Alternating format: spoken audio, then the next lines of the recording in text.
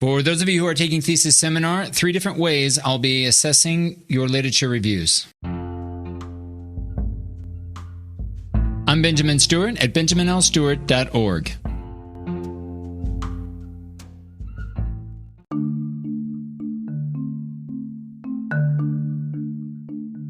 So today is March 21st, 2021, and I have now completed reviewing all of the literature reviews. And if for some reason you didn't receive my feedback, please make sure that you're reaching out to me. Send me a message, and I will send the files to you. You should receive 2 files, one in the form of a PDF file, which is basically your Word document with comments that relate to your literature review.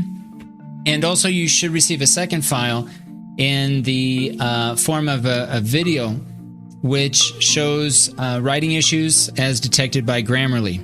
So I want to talk about essentially 3 different ways, or 3 types of feedback, or 3 different ways that I'll be assessing your literature review. The first, as I've already mentioned, the comments listed in Word. So the comments in Word are by far the most important forms of feedback. Often I will include a link with the comment that I'm leaving in Word, where I suggest you visit different pages in Notion. So some of the most common pages that you'll be viewing probably will be the literature review guide, the meal plan, the page dedicated or explaining the introduction paragraph. We have another page on the transitional paragraph, which is the last paragraph of your literature review. And there's a page on APA, so all things APA. Specifically, there is a SWAY presentation, and at the end, if you go to Chapter 10, within that presentation, you'll see some examples of some of the common references. We also have a page on a thesis statement. In some cases, it might be worth taking a look at that document as well. Usually, I will post a comment once, expecting that you then search for any reoccurring instances of that same error throughout the rest of your text. A good practice is to find one case where I have suggested a change, and let's say, for example, it's based on certain words to avoid. You can then find additional words to avoid from that page called Literature Review Guide, and then locate perhaps other instances where maybe changes to your text might be necessary, even though they might not be detected, or maybe there's no comment on those words. Okay, so basically the idea is to take a look at most, if not all, of the words to try to avoid, and simply take each one of those words one by one and do a search and view and look through the entire text for each one of those cases. Now, the second way that I'll be evaluating your literature review is through Grammarly. Now, Grammarly is a mixed bag. On one hand, it does a decent job detecting some of the obvious writing issues, such as subject-verb agreement, passive voice, punctuation errors, etc. On the other hand, simply relying on all of the suggested changes would be a grave mistake when writing an academic essay. And really, it could actually worsen the final draft. Also, there are cases where I leave comments in Word that relate to structural or organizational changes and would require first a rewrite before really applying any of the issues that were detected by Grammarly. Consider the following 3 scenarios to determine which would best apply to your case. Scenario number 1. You receive a Grammarly check of your text along with any comments in Word, and you determine there are sections that need to be reorganized. You take into consideration the issues detected by Grammarly when you restructure first or reorganize before rewriting your text, and looking specifically again at those same issues perhaps that were detected originally in Grammarly.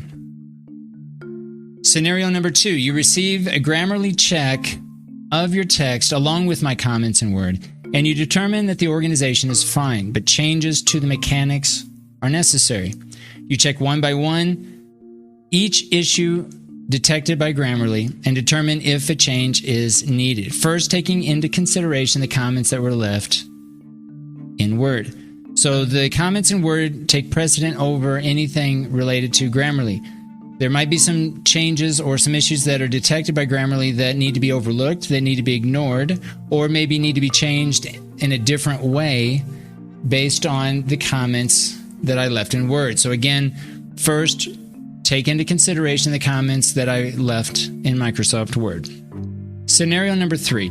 You do not receive a Grammarly check of your text, which is more than likely because there were enough changes related to organization that perhaps Grammarly check would be of little use. So in those cases, you might just receive the my comments. So regardless of the 3 scenarios, if anyone wants me to run a Grammarly check, when you think that you're ready for maybe another check to to review your text, then feel free to request it. And I'll be happy to send you a video, again, with your Grammarly check. But again, it depends a lot on where you are in the writing process. And again, make sure that the organization is such that, for the most part, those structural changes are not necessary. Now, the third way I'll be assessing the literature reviews is through a grade. Each one of you will receive a PDF of your Word document assignment submission with my comments along the right-hand side of the text. The name of the PDF file will be your name with an underscore and a number, for example, 80. 80 will indicate 80% or 8 on a scale of 1 to 10. 90 indicates a 90% or 9 on a scale of 1 to 10. So take a look at the comments in Word, take a look at the Grammarly check, and also obviously take a look at your grade. And the grades are provisional in that I'm expecting everyone to continue to make changes until the final draft due May 21st, 2021. So I'm expecting changes to be made, improvements to the text.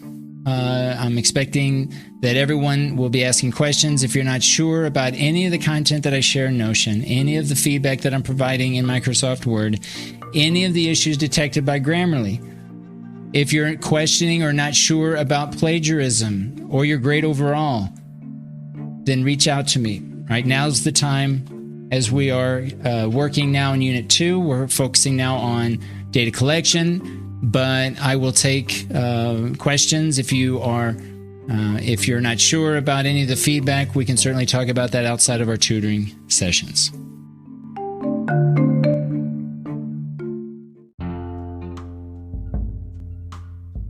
I'm Benjamin Stewart at benjaminlstewart.org.